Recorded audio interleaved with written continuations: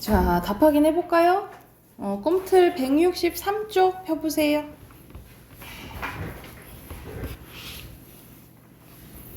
자, 163쪽 11번부터 답 확인해야 되죠?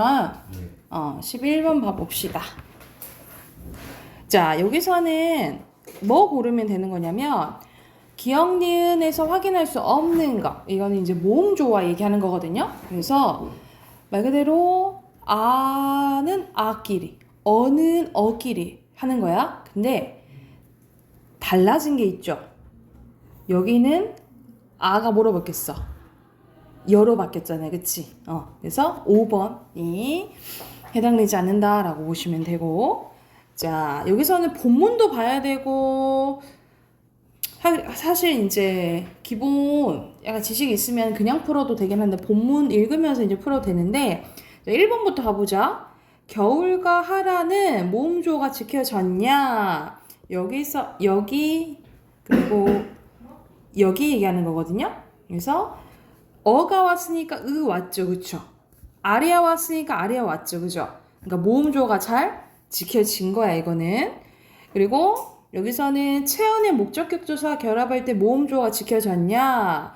요것과 요것을 통해서 알 수 있냐라는 건데, 옷을 여기 있고, 그리고 죽을 이렇게 있잖아요. 여기서는 오가 왔으니까 아리아가 온 거죠. 그죠? 우, 죽, 우가 왔으니까 으가 온 거죠. 그래서 이거 모음조화 지켜진 거야. 그리고 3번에, 자, 원래 하가, 아리아가 오면 아가 와야 되잖아. 그치? 근데 이건 더가 왔죠? 그래서 이때는 모음조화가 적용되지 않았다라고 보시면 되고요. 여기서는 초와 파과, 여기서는 모음조가 약화됐냐? 오와잖아. 그치? 오와잖아요. 그죠? 그래서 초와, 식초와, 그리고 파과, 파와 이런 뜻인데 이것만 봐도 모음조화가 딱히 약해졌다고 알 수는 없고요. 그리고 본문에서도 뭐라 나와 있냐면 와와 과는 모음조화가 적용되지 않았다라고 나와 있어. 그러니까 약화됐다라는 거는 아셨겠죠? 4번이에요, 다. 자, 13번은 고를 수 있었을 텐데 13번 몇 번 했어요? 몇 번 했어? 자, 우리 했잖아. 아레아 있잖아요. 아레아는 첫 번째 글자에서 뭐로 바뀐다 했어? 아. 두 번째 음절에서는 으로 바뀐다 했잖아. 그쵸? 그러면은 모습이 같은 거? 아니죠. 2번이에요. 자, 14번 가볼게요. 14번에 알맞지 않은 거.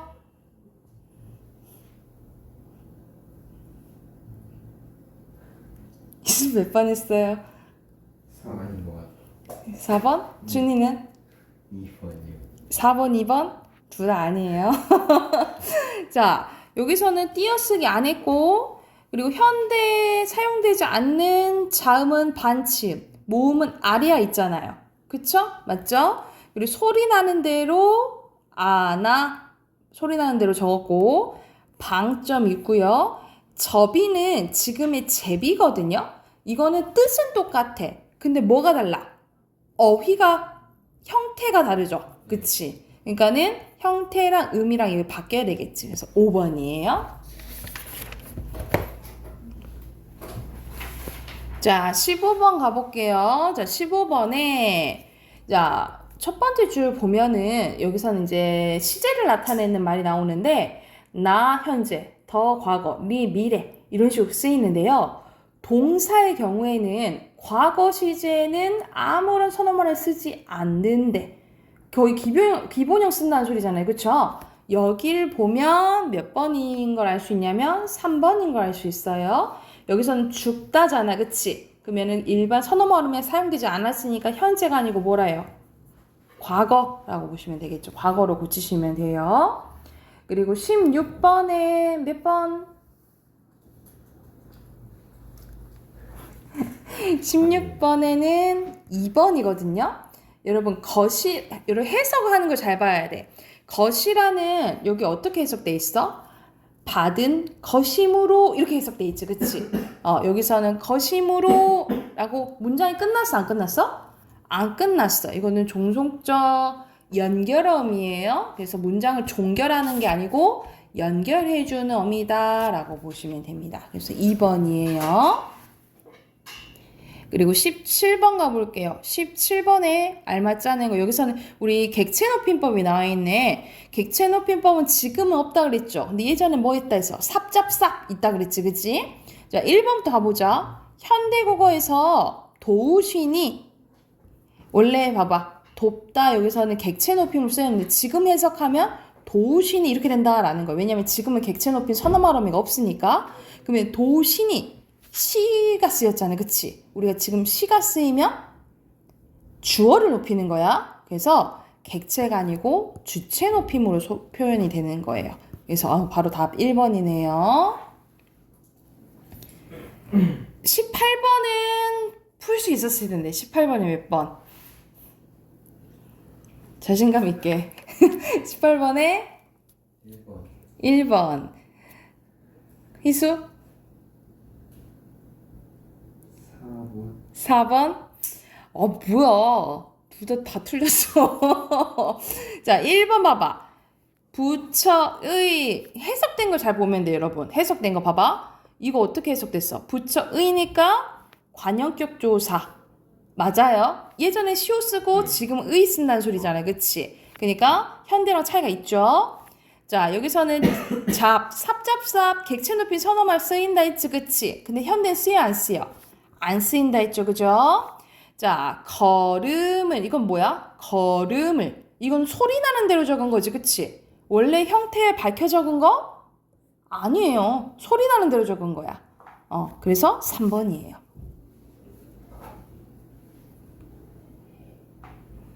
이해됐나요? 그리고 니를 샤대 지금은 시 쓰이고 예전에는 이제 모음 앞에서는 샤가 쓰였거든요. 근데 똑같이 주체 높임 선어말음이 쓰이는 거 맞고요. 그리고 배는 뭐라 했어? 바 플러스 이라 했지? 그래서 주격조사 쓰였죠. 19번입니다. 적절하지 않은 것은 여기서 효도 옴이 쓰였죠. 옴 맞고요. 그리고 뿌디 어두자음구 쓰였죠. 그리고 성손을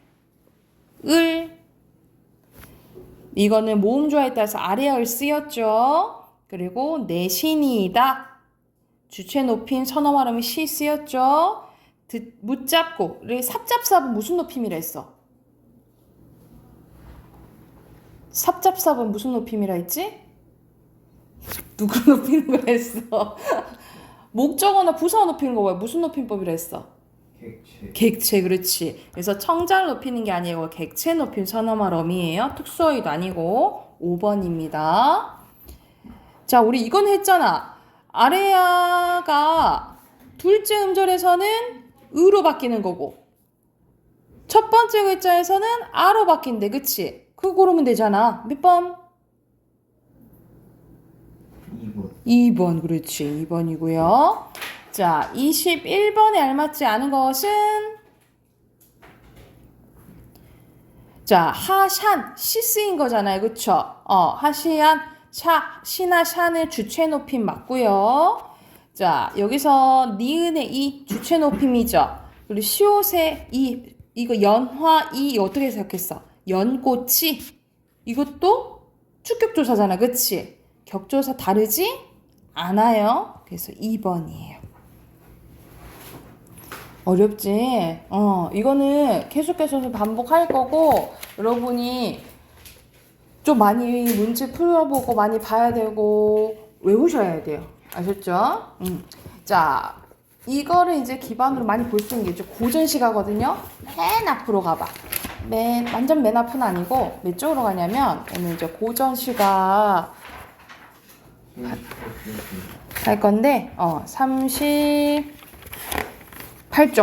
38쪽으로 갑시다. 오늘은 고전시가 이론을 할 거예요. 자 우리가 옛날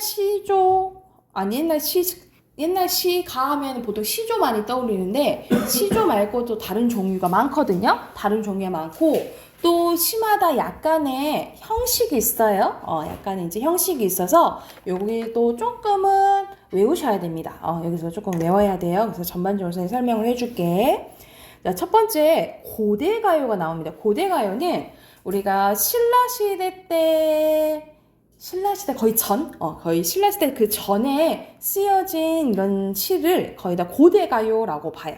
그래서 봐봐. 향찰로 표기된 향가가 나타나기 전까지의 시가로 보통 배경설화 속에 삽입되어서 구전은 뭐야? 입으로 전해지다가 후대에 쓰여지게 됐다라고 보시면 되고요.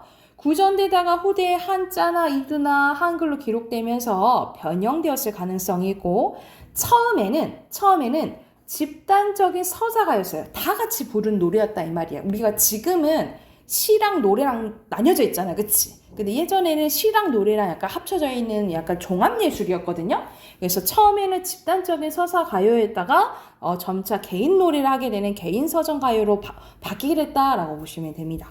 그래서 대표적인 게 공모도화가는 사랑하는 님이 이제 죽은 거야. 그러니까 말 그대로 물을 건너지 이제 마라. 뭐 이런 이제 내용이라 생각하시면 되고, 구지가는 뭐냐면 거부가 머리를 내어라. 머리를 내놓지 않으면 잡아먹으리 하면서 우리 가야 시대 있잖아요. 신라나 가야 할 때 왕을 우리한테 주어라 라고 하는 이게 대표적인 집단 서사 가요라고 생각하시면 되고요. 자, 황조가는 말 그대로 자기 처지와 이 새 처지를 상반되게 해서 표현해서 얘기하는 거예요. 저렇게 저 꾀꼬리, 암수 꾀꼬리는 저렇게 정답게 논의는데 왜 나는 혼자 외롭게 있지? 이런 내용이거든요. 그래서 이게 이제 개인적인 노래를 하기 시작했다라고 생각하시면 될 것 같아요. 그래서 이런 식으로 쓰여진 게 고대 가요고요. 자, 여기서 또 중요해. 향가 여기서 또 중요해요. 자, 향가는 여러분 향찰로 쓰여진 신라시대의 노래라고 생각하시면 되거든요. 향찰로 쓰여진 신라시대의 노래인데 향찰이 뭐냐? 향찰은 차자표기법 중에 하나거든요. 차자표기법이 뭐냐면 우리가 한글이 만들어지기 전에는 뭘 빌렸었었지?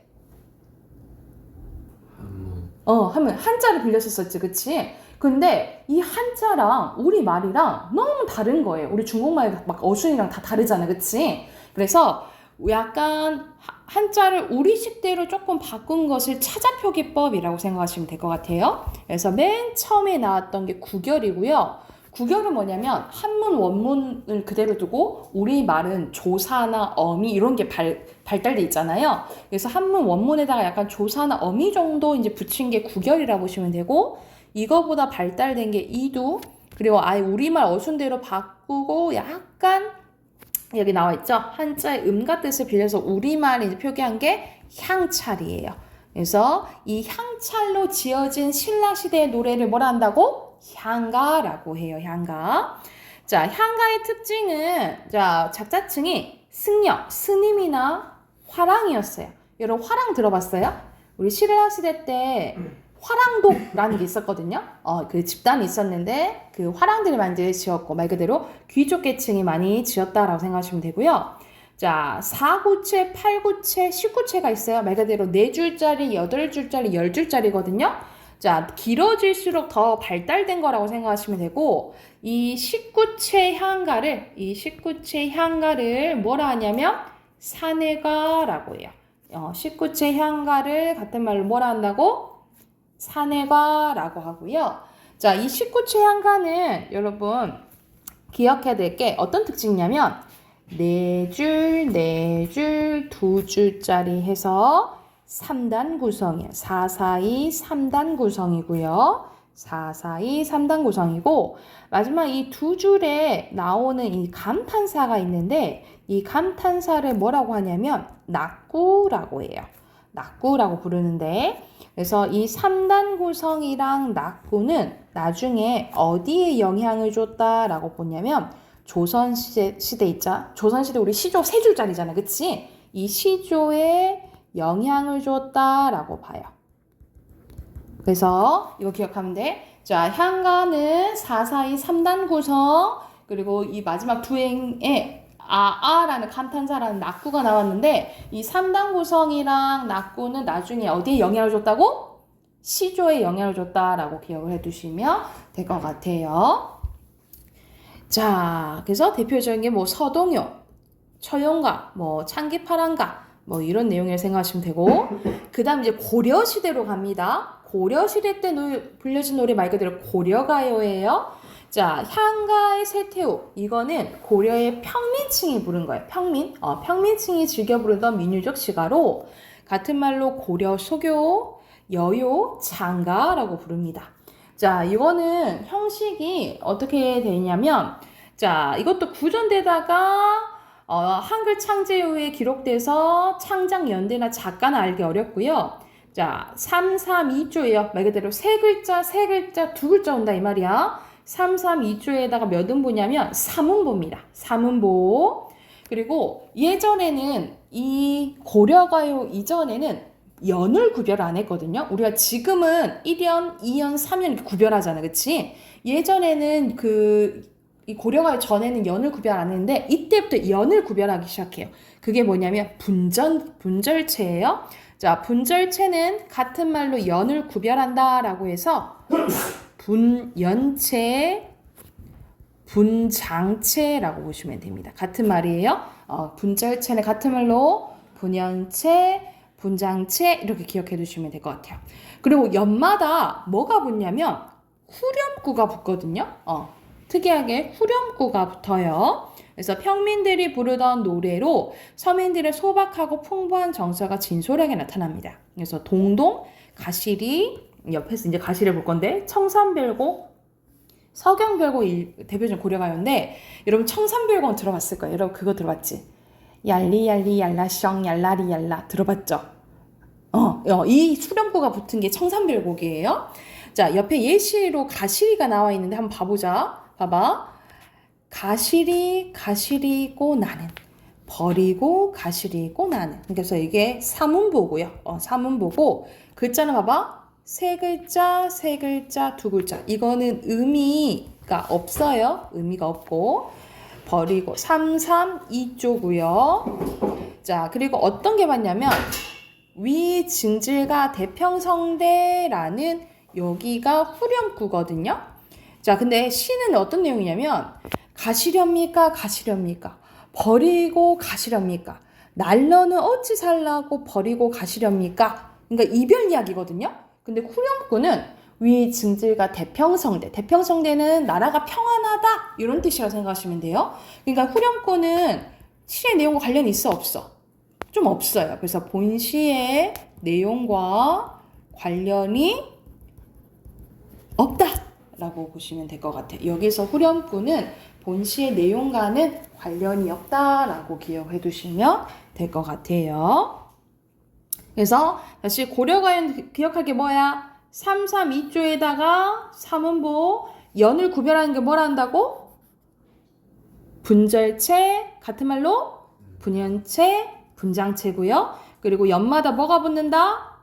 후렴구가 붙는다라고 기억해 두시면 되고요. 자, 밑으로 갈게. 자, 경기체가입니다. 자, 경기체가는 이건 조금 별로 기억할 필요는 없는데 이런 게 있다 정도만 알아두면 될 것 같아. 이 경기체가는 아까 전에 고려가요는 고려의 평민들이 썼다 그랬죠. 이거는 고려의 귀족들이 썼어요. 그래서 자기가 이렇게 잘났고 아는 게 많다라는 자기의 지식 뽐내는 이야기라 생각하시면 돼요. 그래서 교실적인 성격의 노래로 노래 끝부분에 경기여 떠나 있고 경기하여라는 후렴구가 붙어서 경기하여가 라고 부르기도 하고 제목에 별곡이 붙어서 별곡체라고도 합니다. 각 장은 전후 2절, 이거 2단 구성이거든요. 각 양절로 나뉘어서 전절은 길고 후절은 짧은 분절 형식이고요. 1행부터 3행은 3음보고 5행은 2음보로 반복되는 4음보가 원칙입니다. 선비들의 학식, 체험, 사물들의 경치나 노래하면서 신흥 4대부의 호탕한 기상과 자부심이 드러나는데 나중에 조선 후기 때 기다란 시가 나오는데 그게 가사거든요. 가사에 영향을 줬다라고 보시면 돼요. 그래서 이거는 여러분 잘 안 나와. 요즘에 거의 잘 안 나오고 말 그대로 지식을 자랑하는 거거든요. 그런 표현을 뭐라고 하냐면 여러분 현학적이라고 해요. 그래서 현학적인 표현이 있는 게 경기체가라고 생각하시면 됩니다. 여러분 현학적이라는 말이 나오면 약간 지식 자랑하는 거라고 생각하시면 돼요. 그리고 한시입니다. 말 그대로 한자로 쓰여진 시예요. 한문으로 이루어진 정형시로 원래 중국의 시가 양식이지만 우리나라에서도 많이 이제 창작됐는데 산시 하면 여러분 그거 생각하면 돼. 기승전결 들어봤죠? 이 기승전결 사단 구성이 이 한시에서 왔다라고 보시면 되고 최초의 우리나라 한시는 여수장 우중문시로 봐요. 이게 최초의 한시다라고 보시면 됩니다. 자, 오른쪽으로 갈게요. 자, 오른쪽으로 하면 이제 조선시대가 나옵니다. 이제 조선시대야. 자, 조선 초기 때 쓰여진 악장에 대해서 나오네요. 악장은 조선시대 궁중의 여러 의식과 행사, 종묘의 제약 등에 쓰이던 송축가입니다. 그러니까 나라를 약간 축하하는 이런 노래라고 생각하시면 돼요. 이거는 짧게 조선 초기 때만 나와요. 조선 초기 때 발생해서 성종 이후에 소멸한 갈래로 대부분 조선조의 권신들이 창작하고 향유했고 조선 건국의 정당성을 강조하고 문물을 찬양하는 제도가 거의 많거든요. 그래서 임금의 만수무강과 왕가의 번창을 기원한 내용들이 주로 이루는데 우리가 조선은 고려를 멸망시키고 세운 나라잖아요. 그래서 우리가 세우길 잘했어. 우리는 잘 될 거야. 이런 내용을 많이 이제 썼다라고 생각하시면 되고 용비어 창가가 주요 작품인데 이거는 한글이 만들어졌을 때 이제 쓰여진 작품이에요. 오른쪽 봐봐. 여기서는 불이 깊은 이렇게 나왔지? 이거 우리 불이 배웠잖아. 뿌리죠? 뿌리 깊은. 여기서 남가는 나무를 얘기해요. 나무는 바람에 아니 밀새 움직임으로 이런 뜻이에요. 그래서 여기서는 곳은 꽃이에요. 꽃 좋고 여긴 도코라나 했지. 그래서 그 구개음화 적용 안 된 거야. 여기서 여름은 열매예요. 열매가 많으니 이렇게 해석하는 거야. 그래서 여기서는 이제 한글로 쓰여진 이제 작품이라고 생각하시면 될 것 같아요. 자, 그 다음에가 언해입니다. 언해는 한문으로 된 것을 조선시대 한글 창제 이후로 우리말로 그냥 번역한 거예요. 그래서 중세국어 연구에 중요한 문헌적 자료로 쓰인다라고 생각하시면 되고, 자, 거의 이제 시로 이제 보는 거는 시조입니다. 우리 시조는 많이 배웠잖아요. 그치? 그리고 기본 형식은 알고 있죠? 그래서 다시 한번 봐볼게. 자, 시조는 고려 중엽에 발생해서 고려 마렵에 완성된 정형시입니다. 말 그대로 형식이 정해져 있는 시예요. 그래서 단가, 신조, 가요 등으로 불리오다가 이세춘에 의해서 시절가조, 즉 시조라고 불리게 되었습니다. 자, 형식은요. 3장 6구 45자 내외예요. 많이 들어봤지? 3장 6구 45자 내외. 총 3장인데 3줄이란 소리야. 첫 번째 줄을 뭐라 하죠? 원장이라지? 초장. 그렇지. 초장. 가운데는 중장. 중장. 끝에 종장. 종장. 이렇게 해서 총 3장이에요. 6구 45자 내외이고요. 글자 수는 3글자, 4글자 오거나 4글자, 4글자 와요. 그래서 이걸 3, 4조 음수율, 글자 수가 반복돼서 느껴지는 운율을 음수율을 하는 거야. 그리고 얘는 사음보입니다. 몇 음보? 4음보예요. 4음보. 그리고 맨 끝자 종장의 첫 음보는 3음절로 고정되어 있다라고 보시면 돼요. 3글자가 오고요. 임금부터 양반, 부녀자, 기녀 이르기까지 향유 계층이 다양하고요. 우리나라 고유의 정형시 형태며 지금까지 현대 시조까지 계승이 됩니다. 기존 오래된 시조랑 현대 시조의 차이점은요. 현대 시조는 제목이 있어요. 제목이 있는데 이 고전 시조들은 제목이 없다라고 보시면 됩니다. 그게 차이점이에요.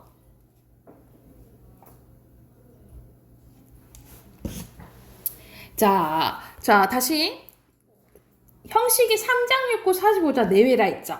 이 3장 6구 45자 내외가 지켜지면 여러분 뭐라 하냐면 평시조라고 해요. 3장 6구 45자 내외가 지켜지면 평시조라고 하고 이 평시조가 하나만 왔어. 하나만 오면 단시조, 여러 개가 오면 연시조라고 해요. 그리고 이제 이거는 평시조는 조선 전기 때 보통 양반들이 많이 지었다라고 한다면 자, 조선 후기 때는 이 조선 사람들, 그러니까 말 그대로 평민들도 글을 알기 시작하잖아. 한글이 이제 반포됐기 때문에. 그래서 이 평민들도 많이 짓게 되거든요. 그러면 이 평민들이 짓게 되면 점점점 시조가 길어져요. 그래서 조금 길어지면 어시조, 많이 길어지면 사설시조라고 해요. 그래서 사설시조는 조선 후기 때 평민들 또는 뭐 아녀자들이 좀 많이 썼다라고 기억해 두시면 될 것 같아요. 그리고 마지막 보면 가사입니다. 가사는 아까 전에 경기체가가 가사에 영향을 줬다 했잖아요. 그쵸? 이거는 엄청 길어진 거라고 생각하시면 돼요. 시조가 엄청 길어진 거라고 생각하면 돼.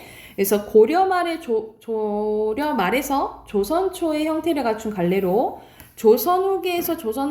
고려 후기에서 조선 후기까지 주로 사대부들이 부른 약간 운문과 산문의 중간 형태, 말 그대로 소설처럼 보이는 것처럼 엄청 길다라고 생각하시면 돼요. 그래서 이것도 3, 4조고요. 사음보입니다. 근데 여기서는 마지막 줄을 보거든요. 이것도 가사도 여러분 3단 구성이야. 어떻게 3단 구성이냐면 이건 추가적으로 써놓을게요. 서사, 본사, 결사로 나뉘어지고요. 이렇게 3단 구성이고 가사도 이 결사의 마지막 줄에 자 마지막 줄이 3글자, 5글자, 4글자, 3글자가 오잖아요. 말 그대로 3543이 오잖아요. 이 3543이 지켜지면 정격가사라고 하고요. 이게 지켜지지 않으면 변격가사라고 해요. 3543이 지켜지면 정격가사, 그렇지 않으면 변격가사라고 보시면 됩니다. 조선 전기에는 자연 속에서 자적하는 심정, 임금에 대한 연모의 정, 기행을 통해 얻게 된 견문 등을 다룬 작품들이 주였다면 조선 후기에는 작가층이 확대돼서 평민들도 쓰게 됐다라고 보시면 돼요. 그래서 최초의 가사는 상춘곡이고요. 말 그대로 봄의 이제 풍경에 대해서 얘기했다라고 보시면 되고 관동별곡과 삼위인곡, 송미인곡은 누구의 작품이냐면 정철의 작품이거든요. 그래서 관동별곡은 저기 이제 강원도 지방에 생각하시면 될 것 같아요. 거기 이제 관동 지방에 가서 거기에서 이제 풍경이 너무 좋으니까 일하러 갔거든. 정철이 일하러 갔는데 일도 해야 되는데 여기 너무 놀고 싶은데 그거를 이제 내적 갈등이 일어난 부분을 이제 표현한 글이라고 보시면 되고 삼인곡과 송민곡은 화자가 여성으로 나오거든요. 여성으로 나오는데 여성이 약간 사랑하는 임을 그리워하는 이제 노래로 나오는데 사실 정철이 임금을 약간 그리워하는 노래로 해석한다라고 생각하시면 될 것 같아요. 그래서 아마 정철이 술을 엄청 좋아했거든요. 그래서 술을 너무 많이 먹은 거야. 술을 너무 많이 먹어서 왕이 걱정이 된 거예요. 그래서 이 소주잔, 하여튼 술잔을 이렇게 하사하면서 걱정되니까 하루에 한 잔만 드시게 하고 이제 하사를 했대요.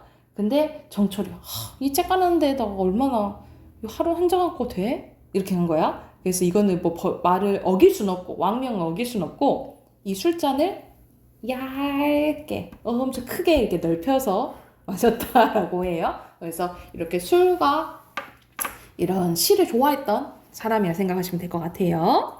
그리고 마지막 민요 나왔네요. 예로부터 민중들 사이에 불려온 소박한 노래로 작사가 작곡가 따로 없고 서민들의 진솔하고 소박한 정서가 직접 표출되어 있습니다.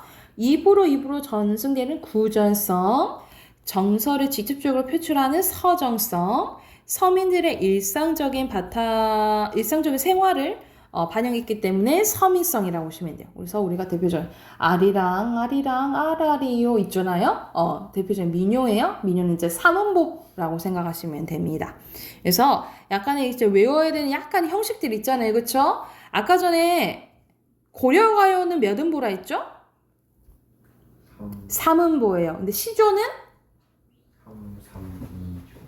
시조는 4음보예요. 이런 식으로 음보 차이도 있고 글자 수 차이도 있으니까 구별 좀 하셔야 됩니다.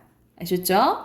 그리고 보면서 양쪽에 11문제 있죠? 11문제 바로 풀어볼게요.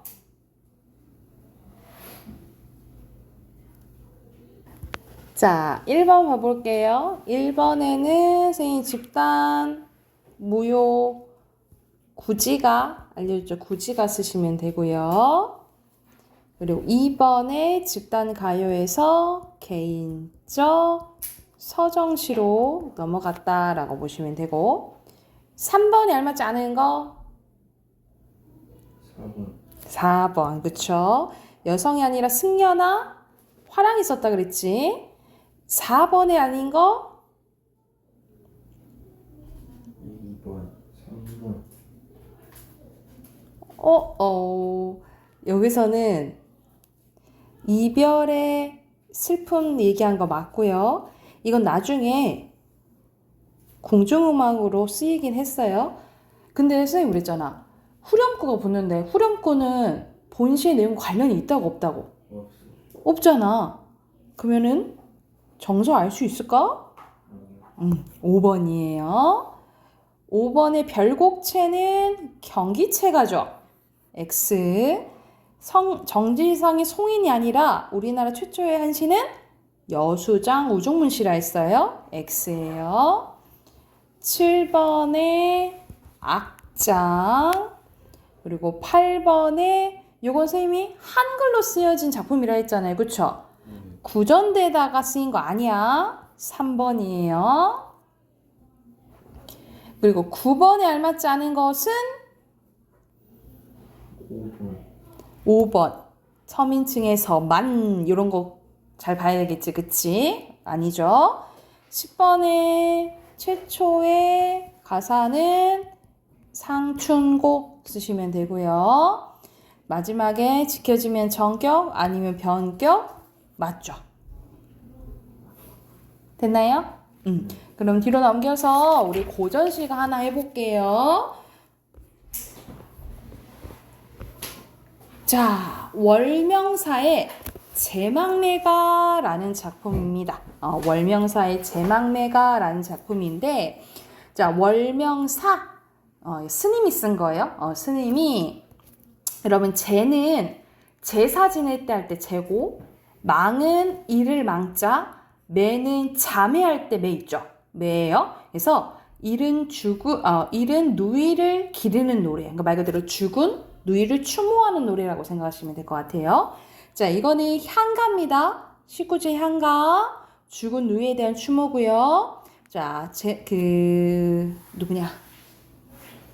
작가가 월명사라 했잖아요. 스님이기 때문에 불교의 윤회 사상이 드러나요. 여러분, 불교의 윤회 사상이 뭐야?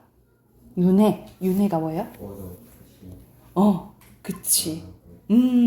돌고 돌아서 다시 만난다. 이런 뜻이죠. 그쵸? 그래서 우리 불교에서는 전생, 지금 우리 살고 있는 현생, 그리고 완전 내생, 이렇게 산다 하잖아요. 그래서 이 윤회 사상이 반영되어 있다라고 보시면 돼요. 자, 내용 보기 앞서서, 자, 19체 향가는 3단 구성이라 했어요. 4줄, 2줄이에요. 그죠? 그리고 우리 3단 구성은 기서결이라고 합니다. 기서결이라고 하고, 여러분 라는 감단사 나왔네. 이걸 뭐라 부른다 했지?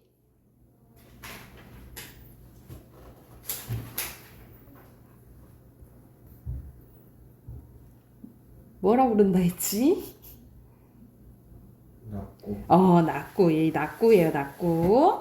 자, 그러면 어떤 내용인지 한번 봐볼게요. 생사는 죽고 사는 일입니다. 죽고 사는 길은 있음에, 얘는 여기를 얘기하고 여기는 우리 살고 있는 이승을 얘기합니다. 있음에 머뭇거리고, 그러니까 우리가 죽고 사는 거는 먼 데 있는 게 아니라는 거야. 가까운 데 있는 거야. 그래서 여기서는 머뭇거린다라는 것은 약간의 죽음에 대한 우리는 모두 가까이 있으니까 두려움을 갖고 있다라는 소리라고 생각하시면 돼요. 나는 간다는 말도 못다 이르고 어찌 갑니까? 누가 갔다 이 말이야. 내 사랑하는 누이가 갔다 이 말이야.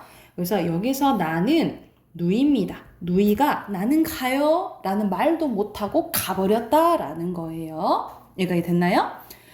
어느 가을에 이른 바람에, 자, 일렀다라는 것은 빨리 왔다 이 말이잖아요. 그치? 이른 바람은 뭘 비유한 말이냐면 누이의 이 이른 죽음을 의미하거든요. 그래서 우리가 일찍 죽는 것을 요절이라고 해요. 그래서 이른 바람은 뭘 비유한 말이냐? 누이의 요절을 비유한 말이다 라고 써놓으시면 될 것 같아요. 이에 저에, 여기저기에 떨어진 잎처럼 직유법 쓰였고요. 한 가지에 나고 가는 곳을 모르온저. 한 가지란 것은 너랑 나는 한 부모 아래서 태어났는데 왜 내가 너 간 곳을 모르니? 라는 한탄함. 그러니까 말 그대로 인생 무상함, 막 이런 허무함 있죠? 이런 허무함에 대해서 이야기했다라고 보시면 돼서 지금 이 좀 누이가 죽은 것에 대해서 지금 계속 슬퍼하고 있는 거야. 그런데 하면서 분위기가 바뀌어요. 미타찰에서 만날 나. 미타찰은 우리가 불교에서 극락세계라고 보시면 돼요. 그러니까 말 그대로 기독교로 치면 천국 같은 존재라고 생각하면 그 곳이라고 생각하면 돼. 그런데 너랑 나랑 어디서 만날 거야? 미타찰에서 만날 거야. 그러니까 나 돛 닦으면서 기다릴게. 그러니까 여기서는 마냥 슬퍼하지 않아요. 재회에 대한 소망이 있고요. 기다림도 있죠. 그리고 약간은 만나겠다, 돛 닦고 기다리겠다라는 약간 의지적 태도가 드러난다라고 보시면 되고, 자, 여기서 나는 있죠. 여기서 나는 시적 화자예요. 그래서 앞에 있는 나랑 여기 있는 나랑은 다르다라고 보시면 됩니다. 그래서 여기서는 마냥 슬퍼하지 않고 슬픔을 약간 종교적으로 이겨내고 있다. 종교적으로 극복 또는 승화하고 있다라고 생각하시면 돼요. 그래서 마냥 슬퍼하는 것은 아니에요. 왜냐하면 우리는 곧 어디서 만날 거야? 미타찰에서 만날 거니까. 그래서 마냥 슬퍼하는 이야기는 아니다라고 기억해 두시면 될 것 같아요. 그래서 오른쪽에 정리된 거 한번 봐볼게요. 자, 여기서는 기에서는 안타까움과 슬픔, 서에서는 고뇌와 허망함, 그리고 마지막 결에서는 슬픔의 종교적 승화. 그래서 기서결 3단 구성이고요. 이른 바람은 요절 의미한다 했고 떨어진 잎은 죽은 누이. 한 가지는 같은 부모를 의미합니다. 여러분 맨 밑에 수능 발전 거기 보이죠? 여기 별표. 선생님이 아까 전에 이론할 때 이 향가가 어디에 영향을 줬다 했어요? 시조에 영향을 줬다 했잖아요. 그쵸? 그거에 대한 설명인데 19채 향가는 향가의 완성된 형태로 기서결, 시상전개를 442, 3단 구성으로 형식으로 나타납니다. 이러한 3단 형식은 시조에까지 영향을 미친 것으로 추정되는데 특히 결에 해당되는 낙고 있죠? 낙고 라는 첫머리의 감탄사는 시조의 종장의 첫 구에서도 그대로 나타나서 향가와 시조가 형식상으로 뭐하다? 유사하구나 라는 것을 알 수 있다고요. 그래서 어떻게 기억하면 돼? 향가가 어디에 영향을 줬다? 시조에 영향을 줬다라고 기억을 해주시면 됩니다. 요거 참고하면서 옆에 6문제 바로 풀어볼게요.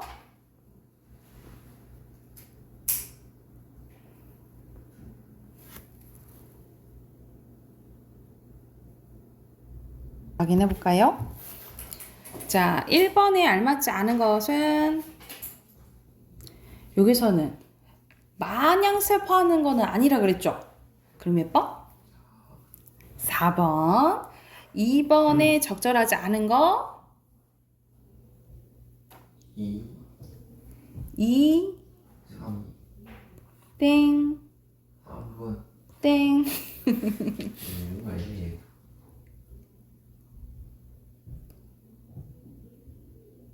여기서는 5번이거든요. 여러분, 봐봐.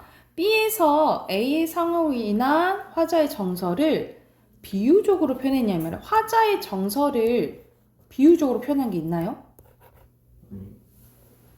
그 누이의 상태를 약간 비유한 거죠. 화자의 정서를 비유하는 말 없어요. 2번에 5번이고요. 3번에 미타철. 미타찰 쓰시면 되고 4번에 알맞지 않은 거 2번. 2번이요. 1번입니다. 5번에 2번. 여기서 화자는 누이랑 막 안 좋나?